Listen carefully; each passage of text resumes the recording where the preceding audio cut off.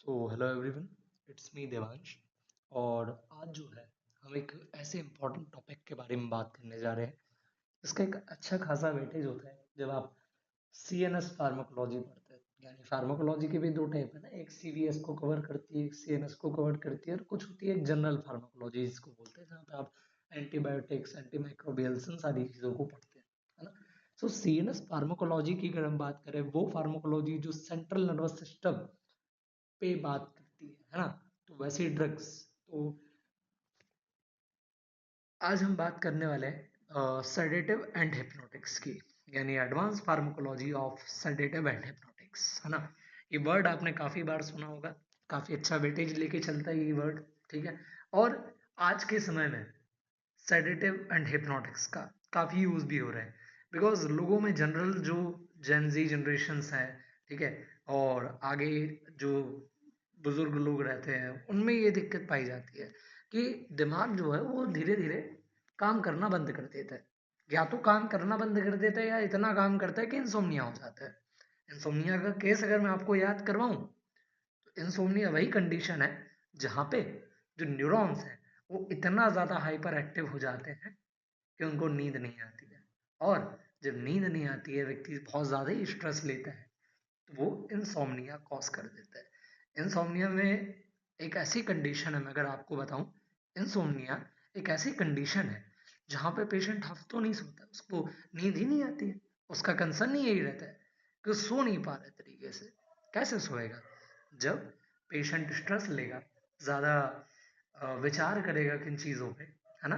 तो इससे क्या होगा कि उसके जो न्यूरॉन्स है कंटिन्यूअसली एक्टिवेटेड रहेंगे। और न्यूरॉन्स जब एक्टिवेटेड है, एक न्यूरॉन्स में हाइपर फायरिंग हो रही है, ठीक है, सीएनएस एक्टिवेटेड है, तो वहां पे क्या होगा, जो सोडियम चैनल है उनका कंडक्शन इतना ज्यादा होगा कि सीएनएस तो एक्साइट होगा ही, न्यूरॉन्स जो है वो तो एक्साइटेड रहेंगे ही, लेकिन एक बैलेंस नहीं बन पाए, एक जो तालमेल रहता है, बैलेंस जो रहता है वो नहीं बन पाता है। सडनली स्टिमुलस जब जनरेट होता है तो कुछ ऐसा होता है कि जो सोडियम चैनल है वो कुछ टाइम के लिए खुलते हैं, और फिर उनको बैलेंस करने के लिए क्लोरीन चैनल या तो खुलते हैं या उनकी खोलने की जो फ्रीक्वेंसी है वो बढ़ जाती है। लेकिन इस केस में, इंसोम्निया के केस में, ये दोनों ही चीजें नहीं हो पाती, क्योंकि व्यक्ति जो है इतना स्ट्रेस ले रहा है, व्यक्ति का जो सीएनएस है इस लेवल पे एक्साइट है, न्यूरॉन्स जो है इस लेवल पे हाइपर फायरिंग कर रहे हैं कि सीएल माइनस जो चैनल है, ना उसको खुलने का टाइम मिल पा रहा है, और ना ही उसकी जो फ्रीक्वेंसी है, यानी जो सीएल माइनस आयंस रिलीज होने की जो फ्रीक्वेंसी है, ना वो बढ़ पा रही है। ओके। सो जो सेडेटिव एंड हिप्नोटिक्स है वो इंसोम्निया के केस में देते हैं जब पेशेंट को हफ्तों नींद नहीं आ रही होती, है ना। ये एक जानलेवा कंडीशन है ना, एक बहुत सीरियस कंडीशन कि किसी व्यक्ति को हफ्तों नींद ही नहीं आ रही है, इंसोम्निया हो चुका है, तो इस केस में सेडेटिव और हिप्नोटिक्स देंगे। सो इंट्रोडक्शन हो गया हमारा। अब हम बात करते हैं कि सेडेटिव्स क्या काम करते हैं, हिप्नोटिक्स क्या काम करते हैं, सेडेटिव की मैकेनिज्म ऑफ एक्शन क्या होगी, साइट ऑफ एक्शंस क्या होंगे, है ना। ये बहुत जरूरी है, इस पे बहुत सारे क्वेश्चंस बनते हैं। साइट ऑफ एक्शन पे, मैकेनिज्म ऑफ एक्शन पे, सेडेटिव और हिप्नोटिक्स किस तरीके से एक दूसरे से डिफर है ना। तो इन पे केस बनता है ना। सो डिस्कस करते हैं अपन। तो पहले जो हमारा मॉड्यूल है, 3-4 मॉड्यूल्स में बैठा हुआ है आज का सेशन। तो पहला मॉड्यूल जो होगा उसमें हम केवल कोर कॉन्सेप्ट, कोर प्रिंसिपल्स और डेफिनेशंस के बारे में बात करेंगे, समझेंगे चीजों को कि सेडेटिव है क्या, हिप्नोटिक है क्या, है ना। ओके। तो अगर मैं बात करूं सेडेटिव्स की, तो सेडेटिव्स का एक नाम होता है एंजियोलाइटिक एजेंट, और हिप्नोटिक्स जो होते हैं, hypnotics also commonly as sleep inducing agent. Okay, ठीक है। सो ये भी एक एमसीक्यू लेवल का क्वेश्चन है ना, कि which of the following called as anxiolytic agent. तो कई बच्चे इसमें कंफ्यूज हो जाते हैं, वो हिप्नोटिक्स को एंजियोलाइटिक लिख देते हैं और सेडेटिव्स को स्लीप इंड्यूसिंग एजेंट लिख देते हैं। ओके, तो ये चीजों को क्लियर करना बहुत जरूरी है। प्राइमरी ऑब्जेक्टिव, अब जो सेडेटिव है, ठीक है, उसका एक ऑब्जेक्टिव होता है कि क्यों देना है, ठीक है, और कहाँ ये काम आएंगे। हिप्नोटिक्स, उसका भी एक अपना अलग ऑब्जेक्टिव होता है ना। तो सेडेटिव आप दोगे पेशेंट को या हिप्नोटिक दोगे, है ना, ये डिपेंड करेगा कि वो केस कैसा है, किस केस में ये फिक्स बैठ रहा है, ठीक है। अगर पेशेंट सेडेटिव्स देने से ही ठीक हो रहा है तो उसको हमको हिप्नोटिक्स नहीं देना है। और अगर कुछ ऐसा केस है जहां सेडेटिव से बात बन ही नहीं सकती, तो वहां आपको हिप्नोटिक्स देना है। ओके, सो प्राइमरी ऑब्जेक्टिव इनका होता है कि एंजाइटी जो है उसको रिड्यूस कर दिया जाए, ठीक है, जो इमोशनल डिस्ट्रेस है उसको बैलेंस कर दिया जाए, और जो मोटर एक्साइटमेंट है उसको ये मोटरेट कर देते हैं, ठीक है। यानी मोटर एक्साइटमेंट बताया था ना, जो सोडियम चैनल्स हैं वो इस तरीके से ओपन रहते हैं, कई कंटिन्यूअस रहते हैं ओपन, ठीक है। क्यों? क्योंकि जो सीएनएस है वो एक्साइटेड है, ठीक है। तो ये क्या करेंगे, जो मोटर एक्साइटमेंट है उसको कम कर देंगे, ठीक है। तो वही लिखा हुआ है कि moderating motor excitement without inducing sleep, ठीक है। ओके, मतलब पेशेंट काम रहेगा, रिलैक्स रहेगा और वो कॉन्शियस होगा। सबसे बड़ी बात ये कि पेशेंट जो है वो कॉन्शियस होगा, वो बेहोश नहीं होगा, है ना, लिखा हुआ है। तो सीएनएस टारगेट, इसका साइड ऑफ एक्शन, इससे क्वेश्चन बनते हैं। ये क्या करेगा, suppress hyper active limbic circuits, जो लिम्बिक सर्किट्स है जो कि हाइपरली एक्टिव है, ठीक है, तो उनको ये सप्रेस करेगा। और जो रेटिकुलर एक्टिवेटिंग सिस्टम है, रेटिकुलर एक्टिवेटिंग सिस्टम ये क्या है, जो कि स्टेट ऑफ कॉन्शियस को मेंटेन करके चलता है, तो ये उसको सप्रेस करेंगे sedatives. Okay, clinical state, patient remains fully awake, conscious and responsive to verbal commands. Okay, आप अगर इसको बोलोगे कि चलो उठो, उठ जाएगा, खा लो, खा लेगा, ठीक है। तो यानी वर्बल कमांड्स पे रिस्पॉन्सिव रहेगा, कॉन्शियस रहेगा और फुल्ली अवेक होगा। ओके, अब इसमें आने वाली जो ड्रग्स हैं, ठीक है, सेडेटिव की कंडीशन में आने वाली कौन सी हैं, लो डोजेज में डायजापम, अल्प्राजोलम और बसपायरॉन। बसपायरॉन जो है आपकी वो जी ड्रग्स में आई, यानी नॉन बेंजोडाइजेपिन कैटेगरी की ड्रग है। ओके, हिप्नोटिक्स की अगर मैं बात करूं तो ये स्लीप इंड्यूसिंग एजेंट है, ठीक है। इनका प्राइमरी ऑब्जेक्टिव क्या होता है, induction and management of restorative sleep that closely mimics psychological physiological slow wave architecture. आमतौर पे कहें सीधी भाषा में तो ये स्लीप इंड्यूसिंग एजेंट होते हैं जो कि नॉर्मल व्यक्ति को स्लीप दिलाएंगे, ठीक है। अगर एक एक लो डोजेज में या एक जो ऑप्टिमम डोज है, ठीक है, अगर उसमें आप हिप्नोसिस को दोगे तो ये कैजुअल जो नेचुरल स्लीप होती है ना वो दिला देते हैं पेशेंट को। यानी पेशेंट अपना कॉन्शियस तो खोता है, लेकिन किस तरीके से, जैसे एक आदमी सो जाता है तो सोते हुए आपको आदमी को आप कॉन्शियस तो नहीं बोल सकते ना, वो फुल्ली कॉन्शियस तो नहीं है लेकिन सोया हुआ है, ठीक है। मतलब पूर्णतः बेहोश भी नहीं है और पूर्णतः होश में भी नहीं है, ठीक है, पूरी तरीके से ना बेहोश है ना होश में है, ठीक है। उसने बस अपना कॉन्शियस खोया है, ठीक है। एक नेचुरल स्लीप की कंडीशन ये डेवलप करवाते हैं। ओके, बात क्लियर है। और अगर हम थोड़ा सा इसके मैकेनिज्म ऑफ एक्शन को देखें, इसके साइट ऑफ एक्शन को देखें, ठीक है, तो ये क्या करेंगे, deeper more pronounce depression of the ascending reticular activating system, ठीक है। जो एस्केंडिंग रेटिकुलर फॉर्मेशन है या रेटिकुलर एक्टिवेटिंग सिस्टम है उस पर ये टारगेट करते हैं और उसको डिप्रेस कर देते हैं। Okay, promote drowsiness, easy sleep onset and transition patient into natural sleep stage. Okay, और इसमें आने वाली जो ड्रग्स हैं हमारी इस कैटेगरी में, सो जोल्पेडम, टेमाज़ेपम एंड एज़ोप्लिकोन। ओके, और अगर डोज डिपेंडेंट प्रोग्रेशन देखें हम, सीएनएस डिप्रेशन जो है हमारे उनका, तो हाई डोजेस पर जो सेडेटिव्स हैं वो हिप्नोटिक्स के जैसे वर्क करती है, ठीक है। ये लिखा हुआ है कि कामिंग एंजाइटी, रिड्यूस डिस्ट्रेस और psychomotor slowing. Hypnosis, induction of natural sleep, drowsiness, diverse into slumber. Anaesthesia, surgical unconsciousness, total amnesia and analgesia, ठीक है।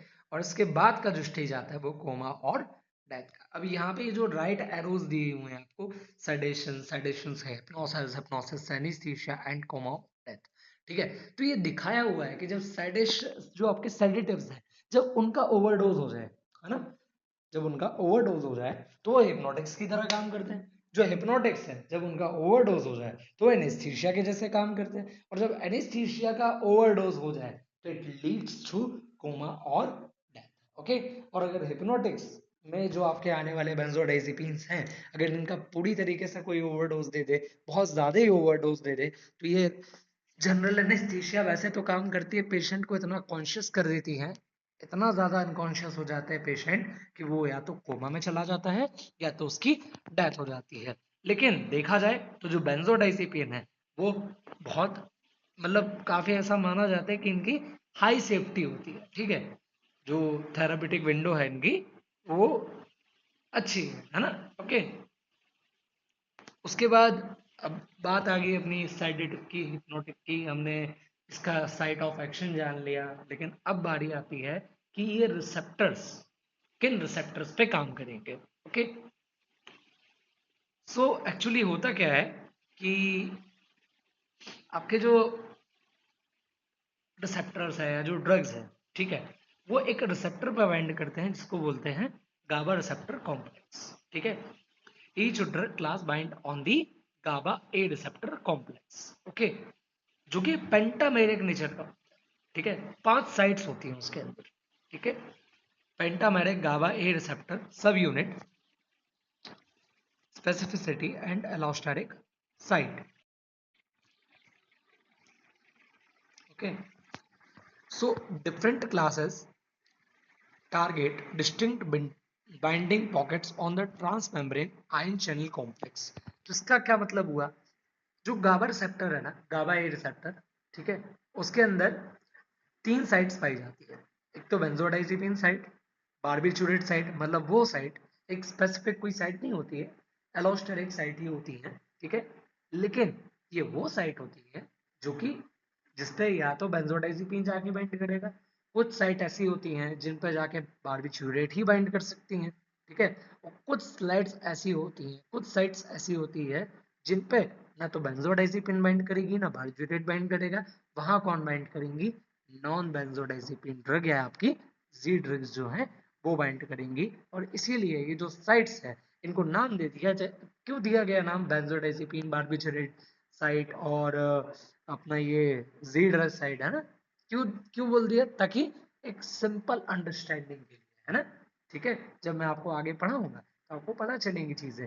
जैसे बेंजोडाइजिपिन साइट की अगर अपन बात करें तो बेंजोडाइजिपिन जो है एलोस्टेरिकली बाइंड करता है, ठीक है। जो एलोस्टेरिक साइट्स है उन पे बाइंड करता है, ठीक है। एलोस्टेरिक साइट मतलब क्या, रिसेप्टर से हटके जो साइट्स होती है, ठीक है। यानी अल्फा और गामा सब यूनिट जो है, ठीक है, उसकी एलोस्टेरिक साइट पे बेंजोडाइजिपिन जाके बाइंड करेगा। और क्योंकि यहाँ पे जाके केवल बेंजोडाइजिपिन ही बाइंड करेगा, इसीलिए इस साइट्स को बोला, इस साइट को बोला बेंजोडाइजिपिन साइट, ओके। अब हमने देख लिया कि जो बेंजोडाइजिपिन है वो अल्फा और गामा सब यूनिट की एलोस्टेरिक साइट पे जाके जो है बाइंड करेगा। लेकिन जब बाइंड करेगा तो एक्शन क्या मिलेगा हमको, increase channel opening frequency in the presence of gamma, ठीक है। तो क्या करेगा ये, जैसे ही रिसेप्टर पे बाइंड करेगा, ठीक है, तो जो क्लोरीन चैनल है ना, उसकी फ्रीक्वेंसी को ये बढ़ा देगा। बात क्लियर है, इसकी फ्रीक्वेंसी को ये बढ़ा देगा, ओके। और बारबिचुरेट साइट की अगर अपन बात करें, बारबिचुरेट्स की बात करेंगे, जब भी आप पेशेंट को बारबिचुरेट दोगे वो डायरेक्टली बाइंड करेगी अल्फा और बीटा सब यूनिट पे।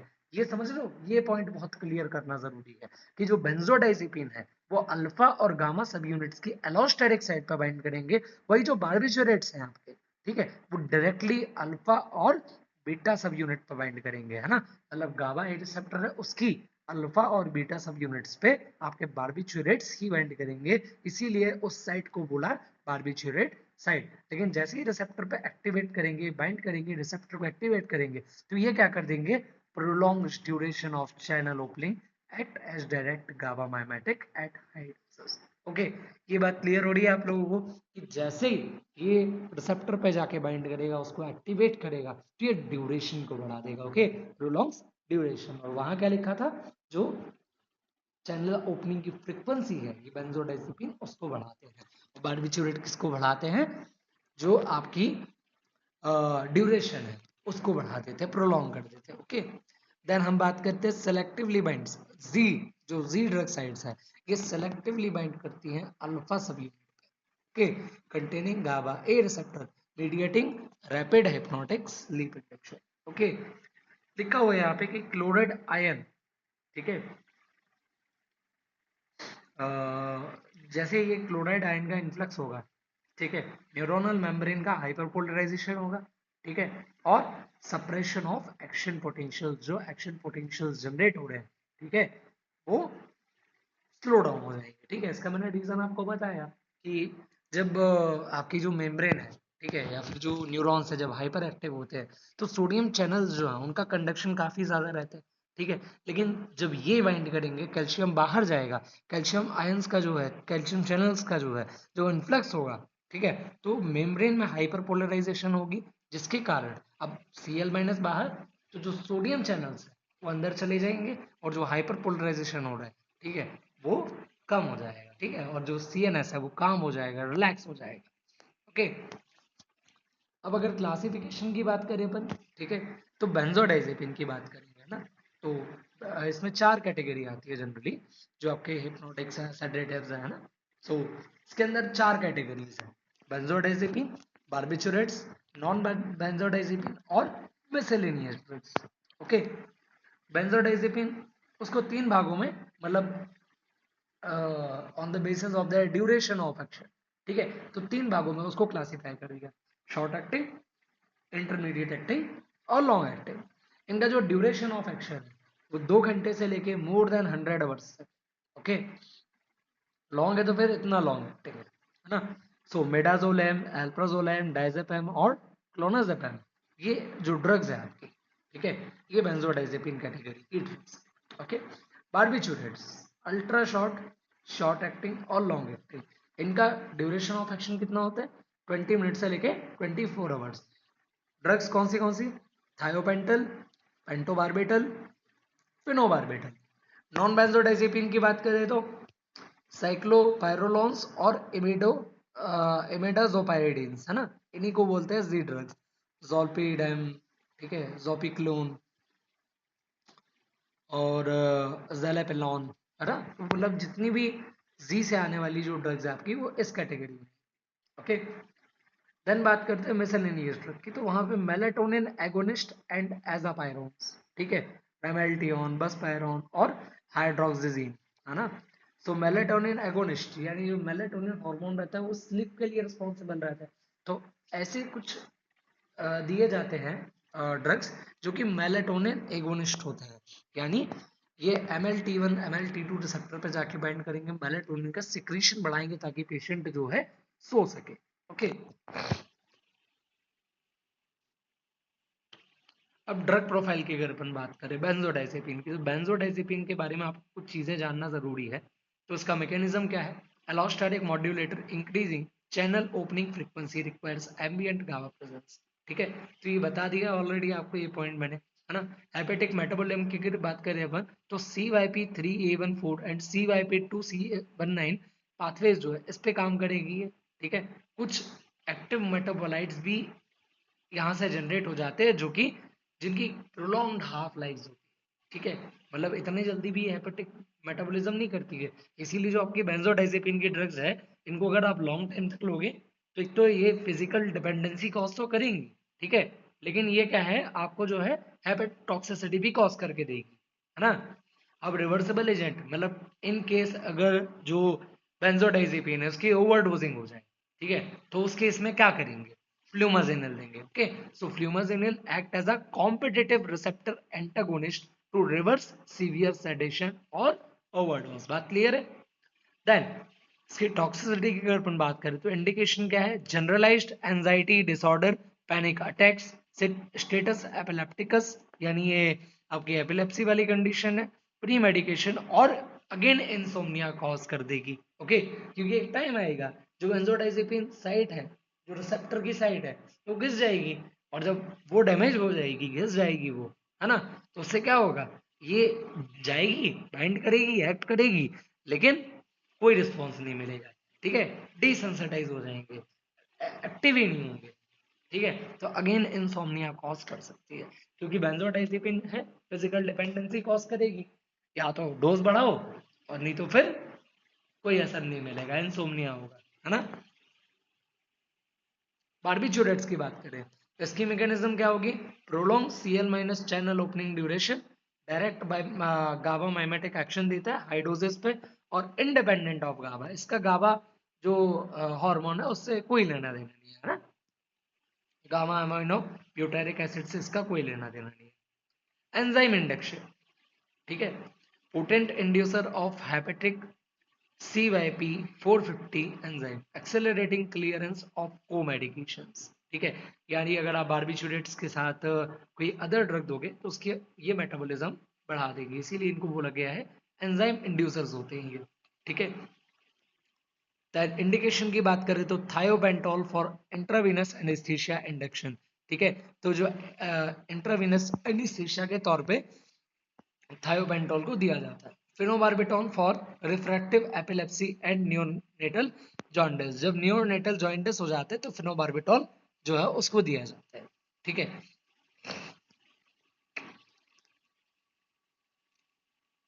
टॉक्सिसिटी एंड ओवरडोज, अगर इसकी बात करें तो extremely narrow therapeutic window causes profound medullary depression, hypotension and fatal respiratory arrest. ठीक है, मतलब अगर इनका टॉक्सिसिटी हो जाए, ओवरडोज हो जाए तो मेडुलरी डिप्रेशन हो जाएगा। मेडुलरी डिप्रेशन मतलब वही कोमा और डेथ वाली सिचुएशन है। ओके, बहुत नैरो थेरेपेटिक विंडो है इनकी, है ना, मतलब सेफ नहीं है उतने ज्यादा। अगर इनका ओवरडोज हो जाए तो कोई एंटागोनिस्ट भी नहीं है इनका कि आप इसके केस में कुछ दे सको, है ना।